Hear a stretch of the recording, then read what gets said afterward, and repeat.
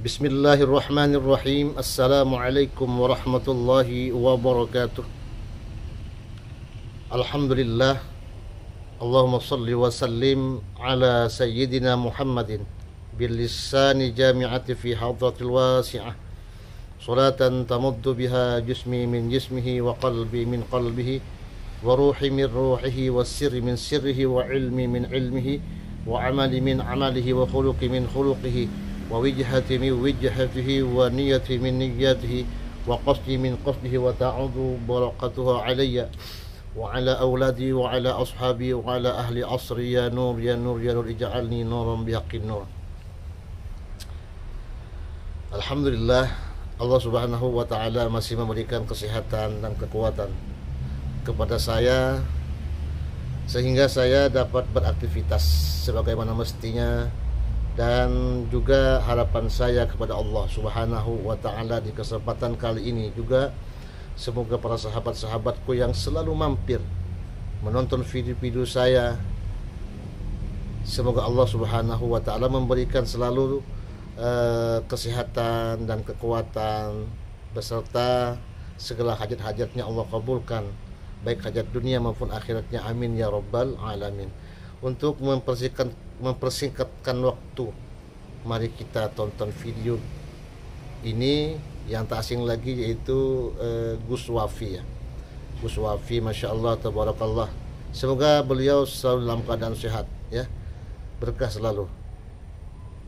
Salah satu kebohongan yang fatal yang mungkin bisa menyebabkan dia kafir, si penuduh kafir, seperti ketika mengatakan tidak ada istilah Habib di dalam Islam. Orang pertama kali yang mengatakan Habib adalah orang Yahudi dan Nasrani.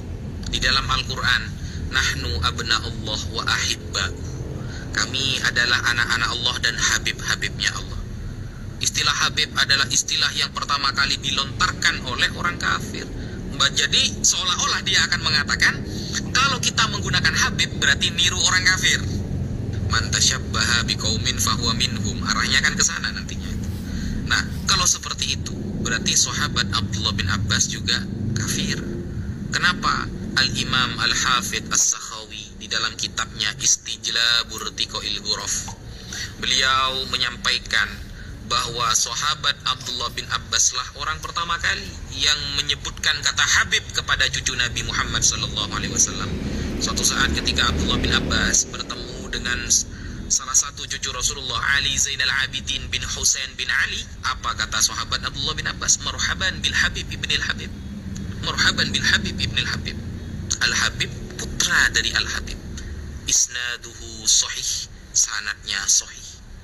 Sehingga ini kebohongan yang nyata yang dibungkus dengan narasi ilmiah, padahal orang yang mengungkapkannya bisa jatuh kepada kekufuran.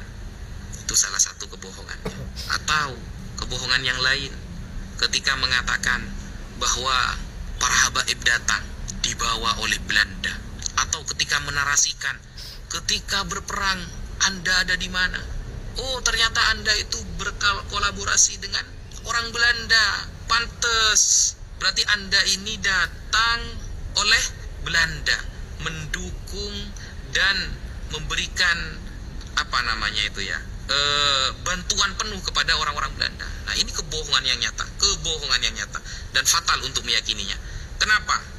Pada tahun 1825 sampai 1830 Masehi, ketika perang besar melawan Belanda di tanah Jawa yang dipimpin oleh Pangeran Diponegoro, saat itu siapa habaib yang ada di barisan terdepan mewakili beliau, menjadi panglima beliau, yaitu Al-Habib As-Sayyid Hasan Munadi bin Alwi Ba'abud. Beliau tercatat, termaktub, dan terkonsumsi oleh masyarakat sejarah tersebut. Ba'abud ini bukan gelar yang lain, tapi gelar dari Sadah Ba'alawi.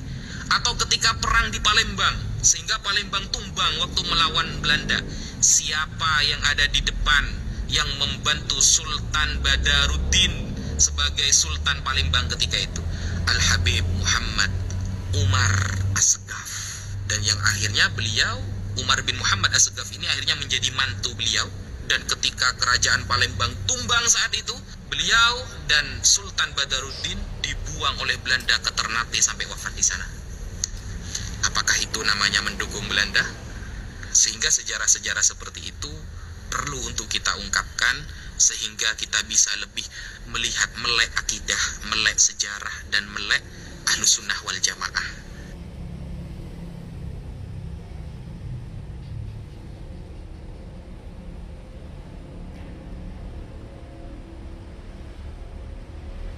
Nah, demikianlah sahabat-sahabatku penjelasan tentang para habaib di Indonesia. Untuk lebih jelasnya, sahabat-sahabatku tetap diberikan komenan yang positif ya. Siapa tahu sahabat-sahabatku, komenan Anda itu bermanfaat buat orang lain. Tetap semangat, bersatu kita teguh, bercerai kita runtuh. Wala ta'awanu 'alal itsmi wal 'udwan wala tafarraqu.